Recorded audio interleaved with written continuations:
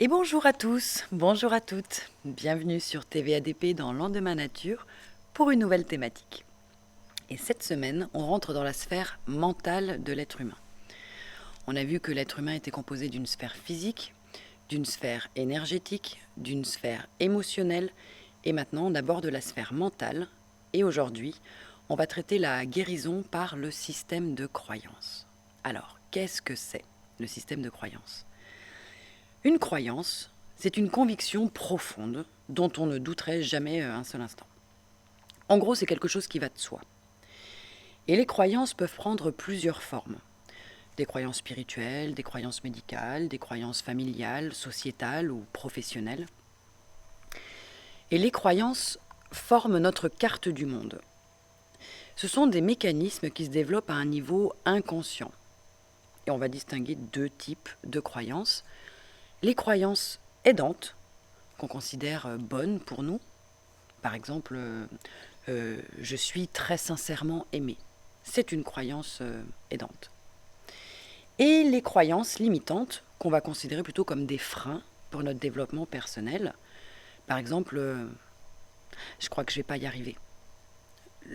Croire qu'on va manquer de confiance en soi, c'est une croyance limitante. Et les croyances sont très puissantes dans le sens où elles influencent notre carte du monde. Alors, ce que j'appelle notre carte du monde, c'est notre perception du monde à tous les niveaux. Qu'elles soient après aidantes ou limitantes, les croyances vont toujours se former sur la base d'hypothèses. Et s'il m'aimait ? Ou et si elle m'aimait ? Pour la croyance on m'aime ou je suis aimé. À un moment, on va se poser ce genre de questions sous cette forme-là, d'hypothèse, et ça va ouvrir une petite brèche, on va le dire comme ça. On se pose cette question et cette brèche s'est ouverte, et le doute, ce petit con de doute, s'est infiltré. Et si on m'aimait ? Et si personne ne m'aimait ? Et on l'a vu déjà que l'inconscient, lui, il a horreur du vide, qu'est-ce qu'il va faire ? Il va partir à la chasse aux preuves, pour trouver des références, pour trouver des indices, pour trouver des preuves, pour confirmer et valider sa nouvelle croyance qui est en train de se former. Une fois qu'il a trouvé des preuves qui vont s'associer à son idée de départ, à son hypothèse de départ, en général, la carte du monde de la personne va se transformer en intégrant cette nouvelle croyance. Et c'est comme ça que la personne va adopter de nouveaux comportements, de nouveaux modes de pensée. Et elle va continuer d'ailleurs à recueillir de nouvelles preuves qui vont être liées à cette nouvelle croyance et ainsi de suite. On va renforcer par du renforcement, par du renforcement, par du renforcement, cette croyance aidante ou limitante. Donc l'une des raisons qui paraît évidente quand vous faites du surplace dans certains domaines de votre vie, c'est que vos croyances vous bloquent, et la plupart du temps, sans que vous ne vous en rendiez compte. Je répète, une croyance limitante n'est autre qu'une croyance qui ne joue pas en votre faveur, qui n'est pas à votre avantage. Que vous en soyez conscient ou non, vous croyez en certaines choses qui vous sabotent. Et rien de plus normal vu la société dans laquelle on vit où on est constamment harcelé par le négatif. Donc d'une façon générale, vos croyances gouvernent votre vie. Alors je vais essayer d'être claire. Si vous voyez le monde tel que vous le voyez, si vous comprenez le monde tel que vous le comprenez, si vous vivez la vie que vous avez, c'est uniquement dû à votre système de croyance. Si vous étiez un pygmée, un inuit, un finlandais, un tahitien, un cambodgien, si vous le mettiez à votre place, il vivrait et comprendrait les choses d'une toute autre façon. Même si on lui donnait tout ce qui vous appartient, aussi bien les avantages, les contraintes, les obligations, vos forces, vos faiblesses, il n'y a aucun doute sur le fait que sa vie changerait très radicalement et très rapidement parce que ses croyances sont très différentes des vôtres. La raison est qu'il n'a pas les mêmes croyances que vous et du coup, il ne va pas penser comme vous, il ne va donc pas agir comme vous. Le résultat serait très différent. Donc après, je ne suis pas la seule à le dire, vous l'avez certainement déjà entendu, mais c'est hyper important de prendre soin de ses croyances. Vos croyances forment votre réalité. Si on a la vie qu'on a et qu'on est la personne qu'on est, c'est le résultat de nos croyances. D'une façon générale, nos croyances vont induire nos habitudes, vont induire des expériences qui elles-mêmes renforcent nos croyances. C'est un cercle vicieux ou vertueux. Et c'est pas pour rien que je vous conseille d'analyser les croyances qui peuvent vous causer du tort. Si vous avez des objectifs par rapport à l'amour, par exemple, mais que vous attirez toujours des relations désagréables ou dysfonctionnelles, ou par exemple si vous souhaitez aussi plus d'argent et qu'au contraire vous voyez s'accumuler des dettes, posez-vous des questions. Allez explorer votre système de croyances parce qu'à mon avis, il y a des croyances que vous générez qui vous causent ces torts-là. Et dans tous les cas, ça va être en adoptant un regard différent et en osant s'ouvrir à d'autres possibilités que vous allez pouvoir voir de véritables changements dans votre vie. Alors attention, ce n'est pas miraculeux. Si vous voulez des miracles, il faut aller à Lourdes. Si vous ne faites rien, il ne se passera rien. Il faut vraiment que vous fassiez votre part de travail. Donc, attelez-vous à ça et changez votre système de croyance. Comment on fait pour changer son système de croyance ? Je vais vous donner une ou deux petites techniques qui sont accessibles, qui sont abordables, que vous pouvez faire. Le premier truc, par exemple, c'est d'utiliser ce qu'on appelle des patchs logiques. Qu'est-ce que c'est un patch logique ? En fait, ça a pour but de s'appuyer sur des expériences ou des faits rationnels, afin de pouvoir prouver par A plus B que cette croyance est erronée et qu'il faut faire une petite mise à jour. C'est comme ça qu'on peut faire tomber une croyance limitante en la remplaçant en fait par de la logique. Et à ce moment-là, vous allez pouvoir vous ouvrir à beaucoup de changements et aller de l'avant pour comprendre et voir la vie de façon différente. J'insiste bien et je répète encore, vos actions, vos réactions, vos attitudes sont d'abord dictées par votre système de croyance. Et ce sont autant de filtres entre le monde réel et vous. C'est ce qui va faire que tout votre système de formatage est erroné. Donc, connaître et repérer vos croyances limitantes, donc celles qui vous tirent vers le bas, c'est vraiment essentiel si vous voulez une vie épanouissante, stimulante, heureuse, une vie où vous êtes juste bien avec vous-même. Une croyance, c'est un peu comme un prisme ou des lunettes entre ce qui est et nous, entre ce qui nous arrive et nous-mêmes. Et ce prisme va déformer, va influencer nos ressentis, nos attitudes, nos réactions vis-à-vis du monde, vis-à-vis des événements, vis-à-vis des situations, vis-à-vis des relations, des personnes. Alors les croyances, c'est bien sympa, mais il faut aussi bien comprendre ce que c'est. Alors, qu'on soit clair, la plupart de nos croyances ne nous appartiennent pas vraiment. Elles nous ont été transmises par nos parents, nos professeurs, nos relations, nos collègues de travail, les médias. Les médias, oui, les médias nous font du bourrage de crâne et mettent en place un système de croyances, d'autant plus actuellement, ça s'appelle de la propagande. Mais nos croyances viennent aussi de nos vécus, de nos expériences passées, qu'elles soient bonnes ou mauvaises, c'est pas la question. Et on en tire un enseignement global, une généralité, une croyance. Les distorsions ou les généralisations que notre cerveau va faire vont accentuer de manière considérable ce phénomène. Donc le petit dialogue qu'on entretient tous avec nous-mêmes dans l'intimité de notre petite tête, c'est aussi un incubateur, un accélérateur de croyances. Parce que si vous faites attention, ce sont souvent les mêmes dialogues qui reviennent en général. Et sur la durée, ils vont avoir tendance à se simplifier, à se cristalliser et à bien s'incruster. Et dans le cas où ils ne deviendraient pas des croyances par eux-mêmes, ils vont avoir tendance à renforcer déjà une autre croyance. Donc je vais essayer de vous donner quelques exemples de croyances pour que vous compreniez bien ce que c'est. On compte 3 types de croyances. Ce qu'on appelle les croyances neutres. Exemple de croyances neutres, tous les chiens perdent leur poil. Qu'est-ce que je veux dire par là ? Que les chiens salissent votre intérieur et vos fringues. Alors, personnellement, j'en suis convaincue, et c'est pas ma chienne qui va me faire changer d'avis. Mais est-ce que ça a une grande conséquence sur ma vie ? Clairement pas. Ça, c'est une croyance neutre. Deuxième type de croyance, les croyances aidantes. Exemple, j'ai toutes les ressources nécessaires pour y arriver. Alors ça, cette phrase, c'est un trésor. C'est ce qu'on appelle une croyance ressource. C'est une croyance qui va vous porter, qui va vous motiver, qui va vous positiver, qui va vous faire vous dépasser, voir des opportunités, qui va vous permettre de trouver de la gratitude, qui va vous permettre d'être heureux, d'être souriant.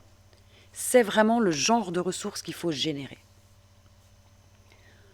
Troisième type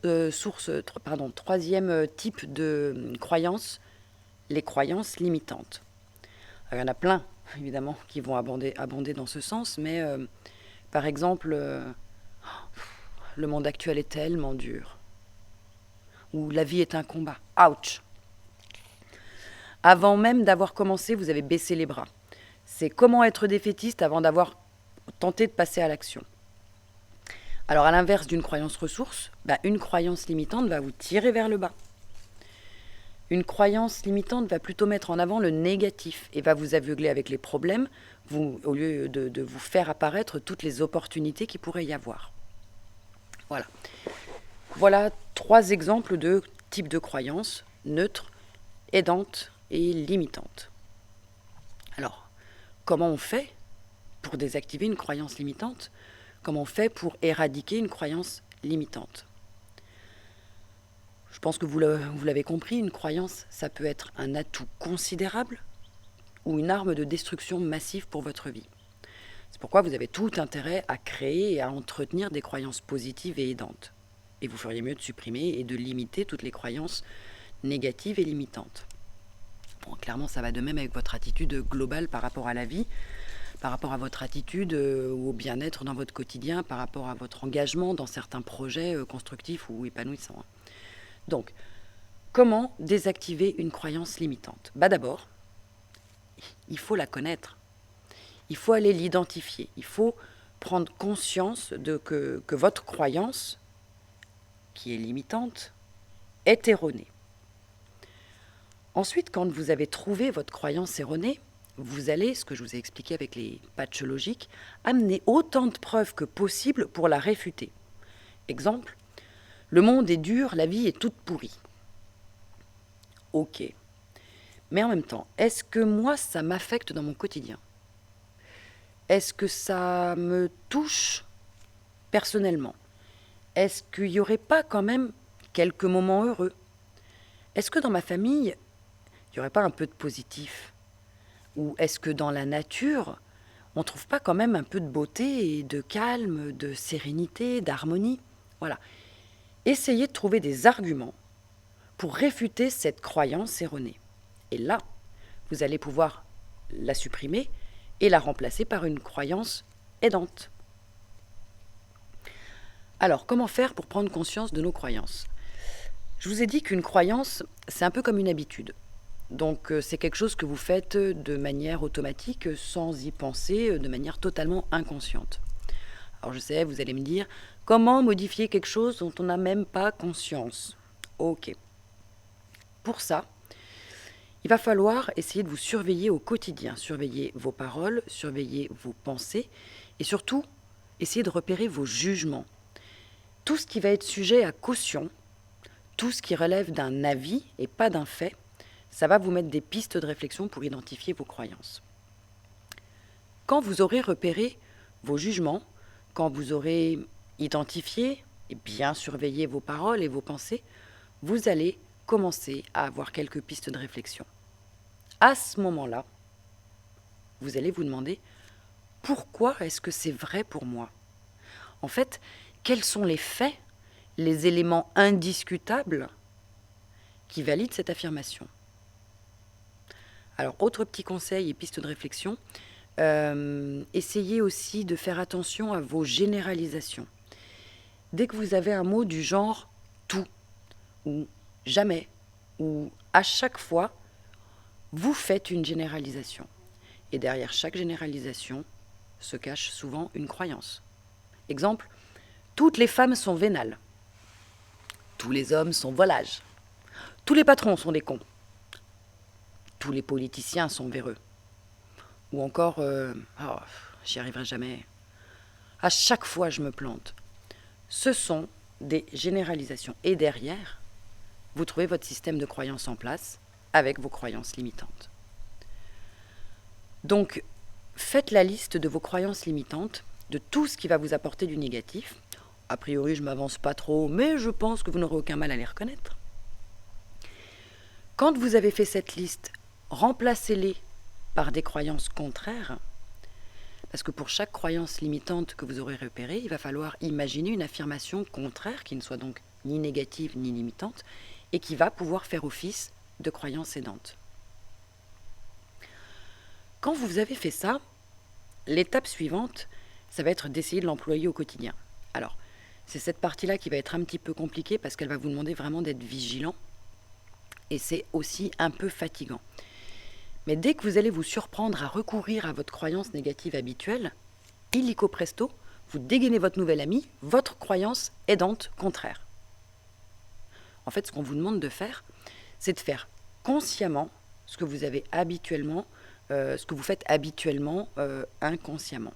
Alors je sais, c'est pas si simple, mais déjà, vous avez fait l'effort de prendre conscience de vos croyances limitantes, vous avez fait l'effort de faire cette liste, c'est quand même déjà beaucoup plus simple à cette étape. En plus, vous n'êtes pas obligé de vous attaquer de front à toutes vos croyances limitantes en même temps. Perso, je vous le déconseille parce que déjà, ça va être l'échec assuré. Il vaut mieux vous concentrer uniquement sur une seule croyance à la fois, ou alors sur un ensemble de croyances, mais qui va être relatif à un même sujet, comme, je sais pas moi, l'argent, l'amour, les hommes ou les femmes. Enfin, choisissez. Choisissez-en une qui vous blesse, une qui vous pénalise le plus, et allez travailler à trouver son contraire. Autre petite aide que je vous donne, soyez ouvert à toutes les opinions extérieures. Un mode d'expression courant d'une croyance, c'est ce qu'on appelle un avis. Autrement dit, derrière chaque avis se cache souvent une croyance.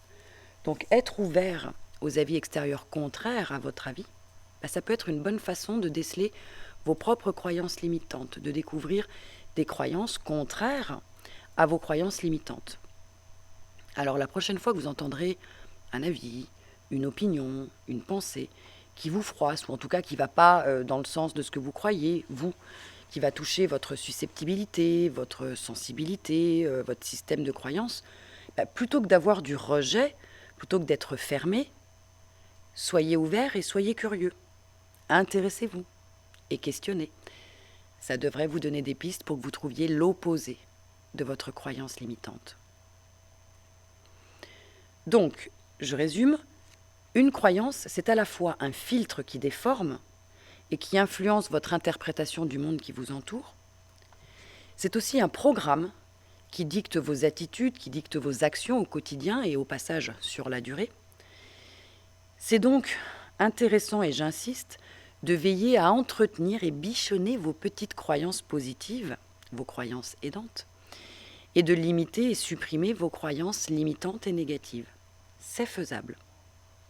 Tout le monde en est capable si vous vous engagez consciemment et surtout volontairement dans cette démarche d'identification de vos croyances limitantes et donc de remplacement par des croyances aidantes. Vous pouvez commencer cette démarche tout de suite, commencer à réfléchir à quelles sont vos croyances limitantes.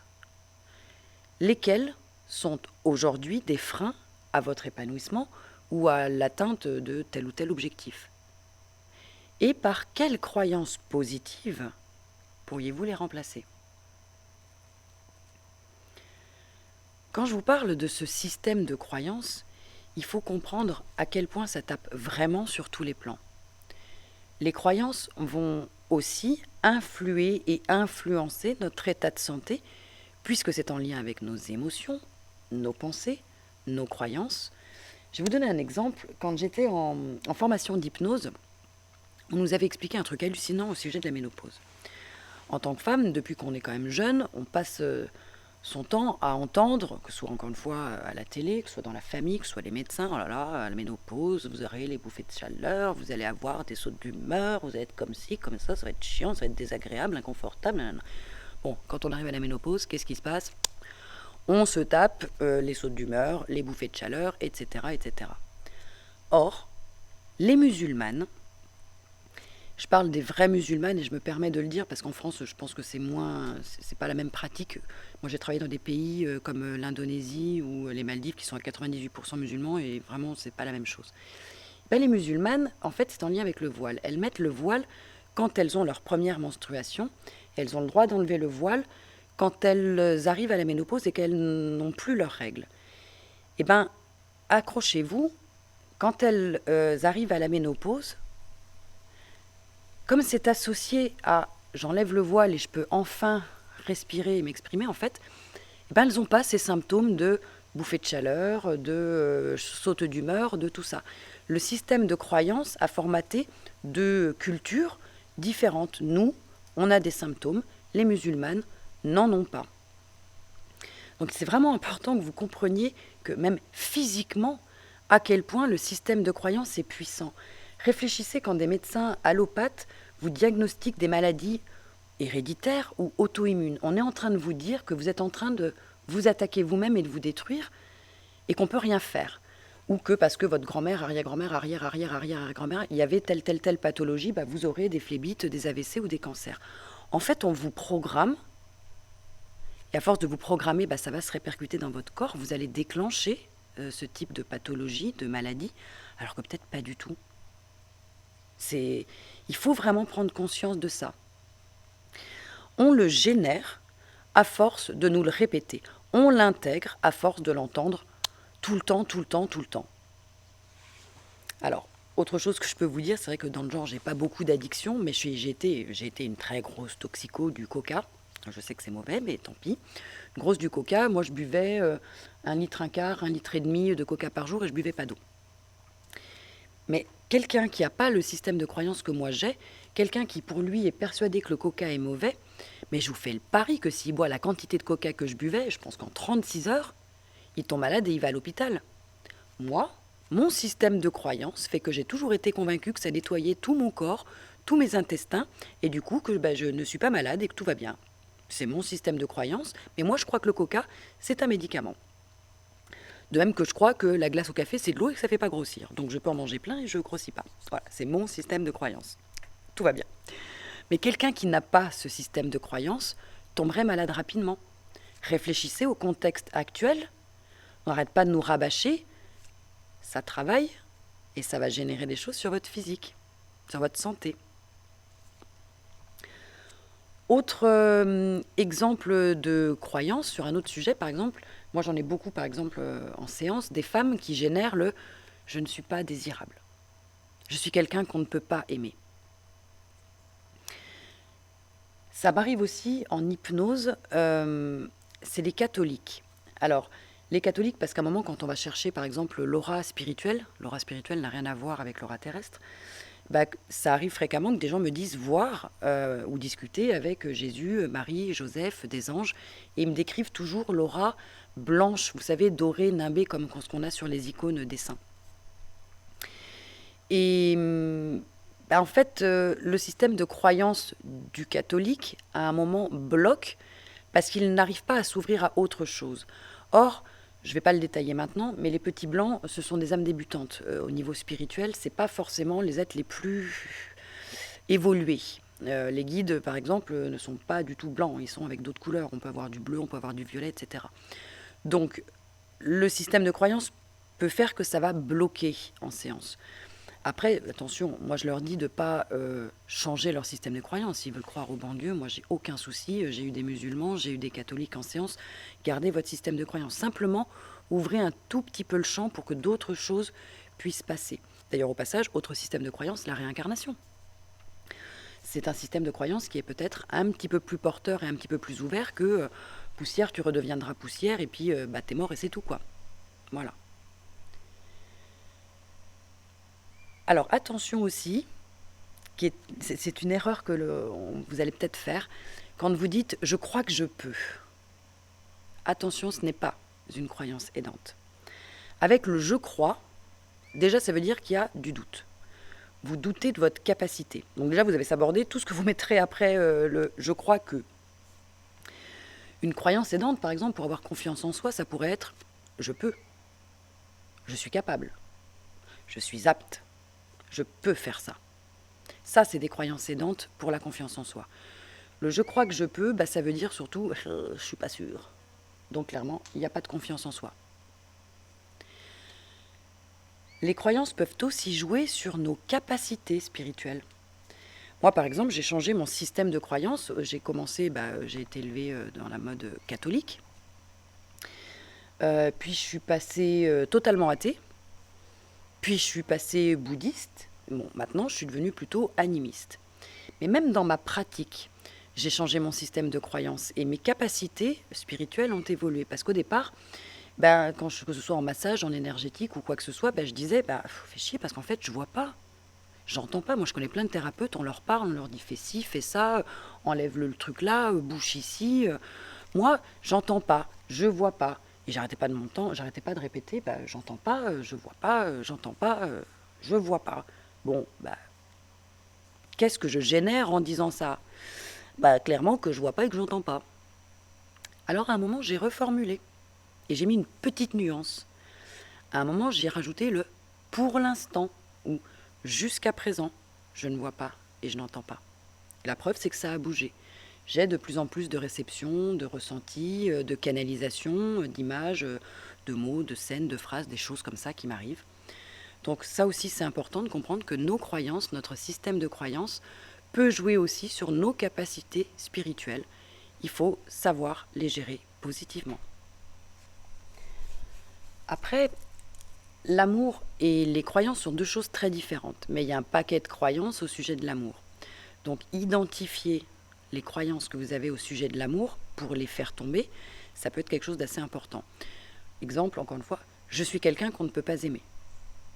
Moi, je suis fait pour être seul. Je ne suis pas du tout fait pour être en couple. Ou je finirai vieille et seule avec ma chienne sur une île déserte. Ou encore, la femme est une manipulatrice. Ou l'homme, c'est quelqu'un qui va forcément te tromper. On ne peut pas lui faire confiance. Tout ça, vous générez des croyances par rapport à l'amour, comme quoi, en fait, on ne peut pas vous aimer, ou on ne peut pas vous aimer, ou vous ne pouvez peut-être ne pas être désirable, ou voilà. Si vous générez des croyances plus positives, vous allez voir qu'à un moment, vous aurez quelqu'un qui va venir frapper à votre porte. Générez la croyance que l'amour existe pour vous. C'est un bon point de départ. Gardez confiance aussi dans ce sentiment, parce que c'est le seul qui existe réellement. Vous avez le droit de vous dire j'y ai droit. J'ai droit à l'amour. Ou je vais le ou la rencontrer. C'est prévu sur mon chemin. Alors quand ou comment, je ne sais pas, mais clairement, je sais que ça va arriver. Je m'aime. Je suis aimée. Et j'en suis digne. J'aime. Et je suis aimable. Ou encore, il est sécurisant de se laisser aller à l'amour et d'être pleinement aimé, entièrement et intimement. Enfin bon, générer ce système de croyances positif par rapport à l'amour. Après, c'était une question qu'on m'avait posée que je trouve intéressante, donc je vais l'intégrer là, parce que ça rentre, je trouve, plein pot dans ce que je suis en train de traiter. On m'avait posé comme question, après notre décès, plutôt crémation ou tombe? Est-ce qu'il faut faire ou pas don de nos organes? Ça rentre plein pot dans le système de croyance. En fait, il n'y a pas de bonne ou mauvaise réponse. Ça dépend de ce en quoi vous croyez. Si vous croyez que c'est important d'avoir 4 planches en bois, une pierre tombale afin que vos amis, votre famille puissent venir pleurer ou parler sur votre tombe, prenez une tombe. Maintenant, si vous n'avez pas grand-chose à faire, faites-vous cramer. Moi, ça fait des années que je le dis, mais pitié, pitié, ne me mettez pas dans une tombe pour pouvoir dire « Tu vois, c'était ta grand-mère de son temps ». Non, moi j'ai déjà dit, je vois le corps comme un véhicule, c'est mon véhicule terrestre. Donc clairement, ma voiture, quand elle est tombée en panne et qu'elle est morte, je l'ai amenée à la casse. Je ne l'ai pas mise dans un petit cabanon pour aller la voir toutes les semaines en disant « Pauvre petite Titine, on roulait bien ensemble. Tu te souviens, les virées qu'on faisait ?» Non, elle est morte, elle est morte. J'ai la même vision pour mon corps physique. Ce n'est que mon corps physique, ce n'est que mon véhicule terrestre. Et après, c'est très personnel, mais moi, je serais beaucoup plus crémation plutôt que tombe, où des gens viendraient pleurer tous les week-ends. Mais bon, ça, c'est très personnel. Donc, si votre système de croyance vous pousse à vous dire que vous voulez une tombe, que vous voulez être enterré à côté de votre partenaire ou de votre famille, faites-le, c'est très bien. Perso, moi je trouve qu'on surcharge un petit peu la terre et je préférais finir en cendres, ça prend pas de place. Et c'est comme ça que je voudrais finir. Bon, mais faites comme vous le sentez en fonction de votre système de croyance. Et du coup, je vais dans le même sens pour répondre à la deuxième partie de la question là sur le don d'organes. Écoutez ce que vous avez envie de faire et de votre système. Écoutez aussi votre système de croyance. Je présume que si vous êtes témoin de Jéhovah, vous n'allez pas faire don de vos organes parce que ça va à l'encontre de votre système de croyance. Ça va heurter votre système de croyance, ça ne correspond pas du tout. Moi, perso, j'ai une carte de donneuse d'organes parce que depuis 18 ans, hein, je dis, voilà, comme ça, quand je serai morte, ça ne me servira plus, autant que ça serve à quelqu'un. Vous pouvez prendre mes yeux, mon foie, ma rate, faites-vous plaisir. Ça filera un coup de main à quelqu'un, ça évitera que ça finisse en cendres. Mais il n'y a rien d'obligatoire, il n'y a rien d'imposé. Faites ce qui vous parle. Respectez surtout votre système de croyance et celui des autres, mais réfléchissez à ce que ce soit des croyances aidantes et non plus limitantes. Après, chacun fait ce qu'il veut. Faites-vous incinérer ou faites-vous une jolie pierre tombale si c'est ce que vous voulez. Donnez ou gardez vos organes si c'est ce que vous voulez. J'ai pas grand-chose à vous dire là-dessus, mais ça rentre dans le système de croyance. Et de toute façon, on ne peut pas vivre sans croyance. Le monde, notre éducation, notre système sociétal, notre cerveau, tout fonctionne de cette manière. Alors aux personnes qui viennent me consulter, moi je leur dis toujours, tout système de croyance c'est bon. Que vous croyez en Allah, Bouddha, Dieu, peu importe, si c'est bon pour vous, c'est parfait. Tant que votre système de croyance ne vous enferme pas. Gardez cette ouverture, une possibilité de réponse sur autre chose que ce en quoi vous croyez. Peut-être que la psychanalyse, c'est une grosse connerie, mais peut-être qu'il y a des choses intéressantes à aller chercher. Peut-être que les vies antérieures, c'est une grosse connerie, mais peut-être qu'il y a des choses à aller chercher. Ne restez pas enfermé dans un système de croyance, mais tout système de croyance est bon du moment où il est porteur. On ne peut pas vivre sans croyance puisque c'est ce qui nous conditionne depuis qu'on est tout petit, humainement, mondialement, terrestrement.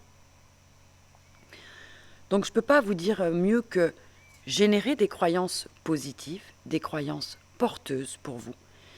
Et je fais une ouverture parce qu'elle est quand même très importante.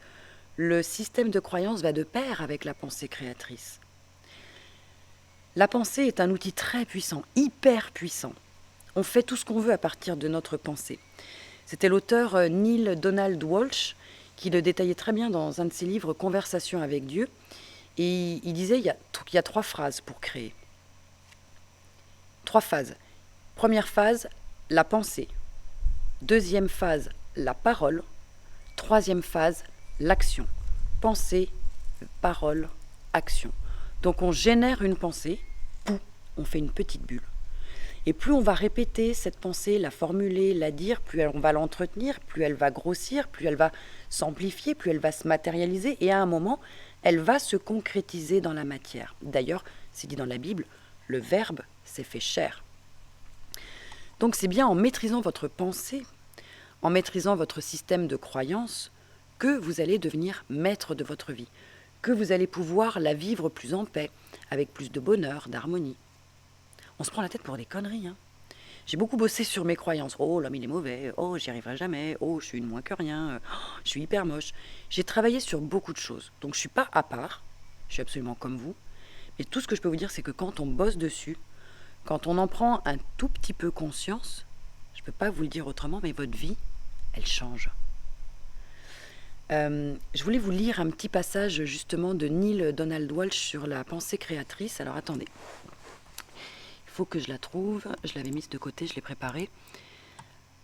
Voilà, c'est un petit paragraphe, je l'ai. La première loi, c'est que tu peux être, faire et avoir tout ce que tu imagines. La deuxième loi, c'est que tu attires ce que tu crains. Donc là, j'insiste, réfléchissez bien à vos peurs, hein, et à tout ce qui va de pair. L'émotion est à la base de tout. C'est de l'énergie en mouvement. Chaque pensée a un pouvoir de création. Et plus elles seront nombreuses et se rencontreront, plus elles ont la capacité de créer. Plus les gens ont peur, et plus il risque de créer la réalité qu'il redoute. Il nous est donné ce choix pour pouvoir expérimenter le divin qui est en nous au lieu de l'être simplement. C'est pour ça qu'existe la peur. On nous a donné un cadre et nous sommes libres de créer ce que nous voulons dans ce cadre. Le pouvoir de création commence par la pensée, s'amplifie par la parole et se concrétise avec l'action. Notre vie n'est donc que le résultat de nos pensées. Et cette promesse de réalisation est beaucoup trop grande pour que l'humain l'accepte. C'est trop beau, dira-t-on. Mais accepter cette réalité, c'est accepter un changement majeur, c'est même accepter le changement majeur. Accepter que l'on ne soit pas en train de vivre la meilleure version de votre vie et que nous soyons l'unique responsable. C'est un énorme effort à fournir pour contrôler toutes nos pensées, pour avoir des pensées conscientes. Et être un maître, c'est maîtriser ses pensées. Voilà. Ce passage, pour moi, il était vraiment très important parce que on entend beaucoup de choses, par exemple, sur la société actuellement, sur ce qu'on est en train de vivre. Et au lieu de répéter « le monde va mal, on va tous mourir », on parle de pédosatanisme, on parle d'esclavagisme, on nous parle d'horreur, je pense qu'à un moment, il faut aussi être capable de générer « ok, ce monde-là est pourri, il est en train de péricliter, mais je vais créer un nouveau monde, un monde où on va être en harmonie, un monde où on va être dans la paix, dans l'échange, dans le partage, dans le respect. Créez cela dans vos pensées, mettez-le, verbalisez-le. Moi, je le fais et encore une fois, je le suis déjà dans la matière puisque ça fait 4 mois là, que j'ai fait les travaux pour créer ce dispensaire de soins vibratoires. Il faut générer autre chose et c'est aussi comme ça que ça pourra changer. Donc à notre niveau personnel, on peut impacter quelques personnes qui vont impacter d'autres personnes, qui vont impacter d'autres personnes et on va contaminer et le monde pourra changer.